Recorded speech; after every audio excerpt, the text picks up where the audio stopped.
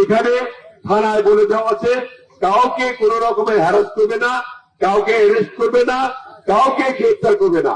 এখানে যারা আওয়ামী লীগের সমর্থক ছিলেন তাদেরকে আমি অনুরোধ করব, যেহেতু আওয়ামী লীগ আর 50 বছরের মধ্যে এই বাংলাদেশে আর দেখতে পারবেন না, কাজে আওয়ামী লীগের সমর্থকরা আমাদের নেতা কর্মীর সঙ্গে যোগাযোগ করে, তুমি সরাসরি যোগাযোগ করবা, কেন্দ্রে যারা আছে যোগাযোগ করে আপনারা সকলে মিলে ধানের শীষে ভোট দেবেন এবং একসঙ্গে থাকবেন।